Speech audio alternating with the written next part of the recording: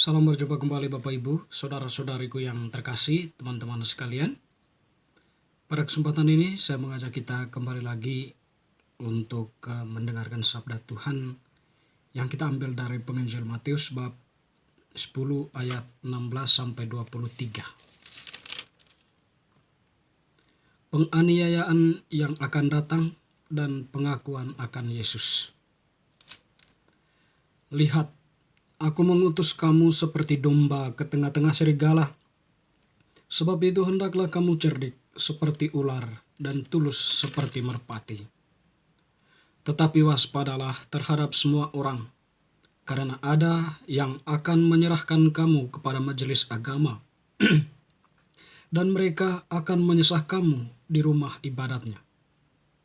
Dan karena aku, kamu akan digiring ke muka penguasa-penguasa dan raja-raja sebagai suatu kesaksian bagi mereka dan bagi orang-orang yang tidak mengenal Allah. Apabila mereka menyerahkan kamu, janganlah kamu khawatir akan bagaimana dan akan apa yang harus kamu katakan, karena semuanya itu akan dikaruniakan kepadamu pada saat itu juga. Karena bukan kamu yang berkata-kata, melainkan Roh Bapamu, Dia yang akan berkata-kata di dalam kamu. Orang yang akan menyerahkan saudaranya untuk dibunuh, demikian juga seorang ayah akan anaknya. Dan anak-anak akan memberontak terhadap orang tuanya dan akan membunuh mereka.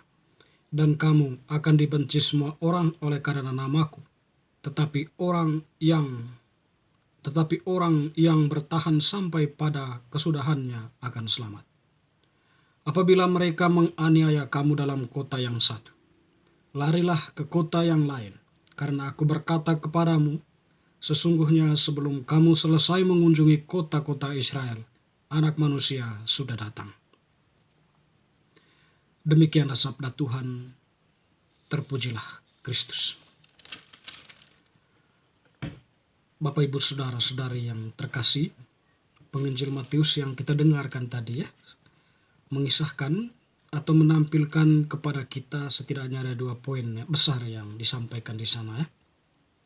Yang pertama, Yesus menyampaikan antisipasi terhadap tugas perutusan yang disampaikan Yesus kepada para muridnya. Lalu kemudian yang kedua berkaitan konsekuensi dari perutusan itu sendiri.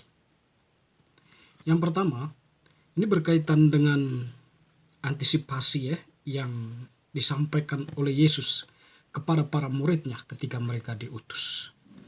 Jadi para murid itu diutus bukan ke suatu tempat yang mulus begitu atau bukan ke tempat domba-domba. Kalau domba-domba itu kan tidak beringas atau bukan juga ke tempat-tempat yang padang rumput yang hijau di mana adem-adem saja di sana, atau di air sungai yang mengalir yang begitu indah tanpa hentinya. Tetapi perutusan para murid itu adalah ke tengah serigala atau ke tengah serigala. Kan? Kalau kata serigala di sini berarti kita tahu serigala itu sendiri binatang buas rajanya binatang di hutan liar gitu Jadi tentu kedengarannya sangat menakutkan. Memang itulah apa yang dikatakan oleh Yesus sebagai antisipasi.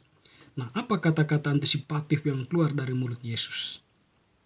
Ketika dia mengatakan, lihatlah aku mengutus kamu seperti domba ke tengah-tengah serigala, kan?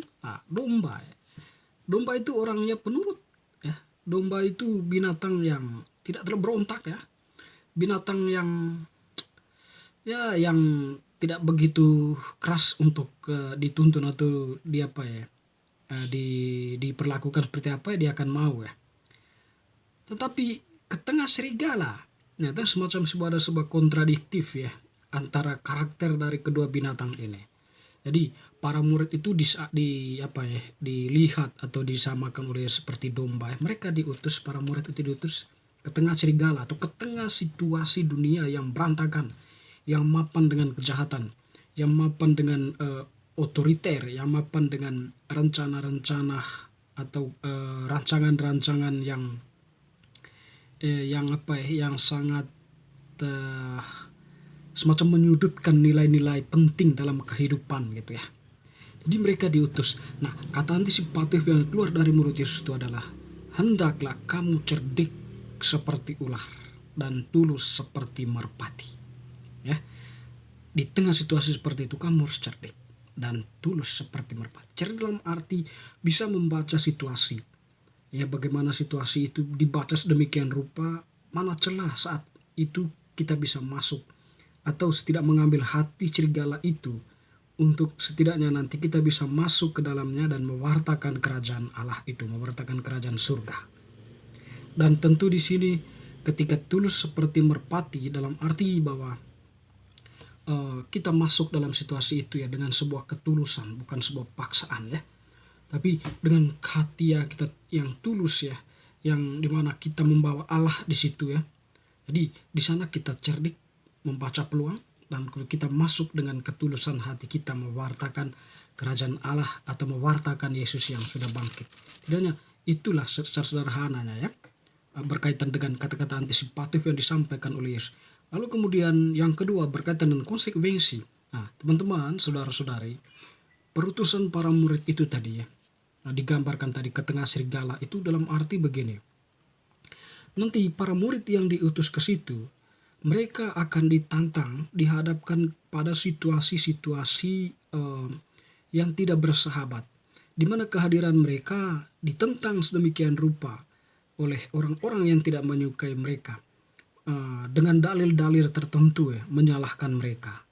Dan oleh karena itu, mereka itu akan menyerahkan para rasul itu kepada majelis agama, dan mereka akan menyesah di rumah ibadatnya. Waspadalah terhadap semua orang, karena ada yang akan menyerahkan kamu. Nah, di situ konsekuensi dari perutusan itu ada, tetapi Yesus tetap mengingatkan para murid untuk waspada. Itu tadi, gunakanlah kecerdikanmu seperti ular dan ketulusan hatimu seperti merpati.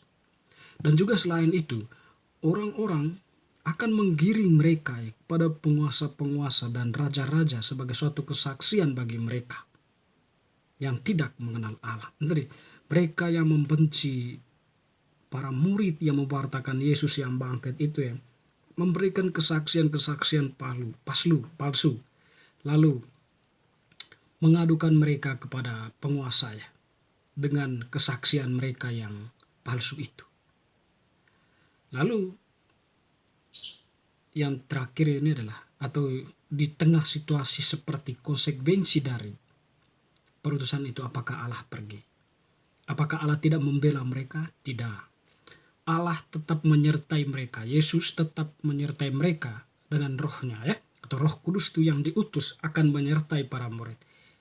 Yesus mengatakan, janganlah kamu khawatir akan bagaimana dan akan apa yang akan harus kamu katakan, karena semuanya itu akan Dia karuniakan kepadamu pada saat itu juga. Bukan kamu yang berkata-kata, melainkan Roh Bapamu, Dia yang akan berkata-kata di dalam kamu. Ya, meskipun mereka ditangkap, dibawa ke pengadilan, dihadapkan kepada penguasa-penguasa, tetapi mereka, Yesus katakan, jangan khawatir karena Aku menyertai kamu, atau Roh Bapa itu akan menyertai kamu. Kamu tidak sendirian. Nah, itu kekuatan yang membuat para rasul semakin teguh mewartakan. Lalu pada akhirnya Yesus mengatakan, siapa yang bertahan, dia akan selamat. Dan siapa yang setia dengan tugas perutusannya itu, dia akan selamat. Tentu di sini karena demi Yesus, dia mengorbankan diri demi imannya akan Yesus Kristus Tuhan. Dia tidak takut dan tidak gentar mewartakan kerajaan surga itu, meskipun berhadapan dengan penguasa-penguasa yang lalim, orang-orang yang mencari-cari kesalahan. Tetapi siapa yang bertahan dan terus mewartakan iman itu, bagi Yesus dia itu telah selamat. Sebagaimana dikatakan, tetapi orang yang bertahan sampai pada kesudahannya akan selamat.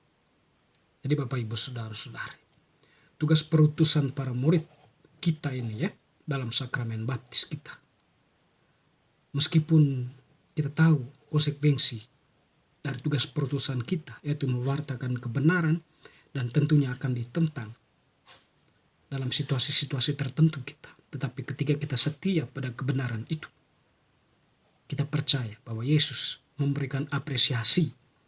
Dia akan mengasihi kita, dia akan mencintai kita, dia menyelamatkan kita.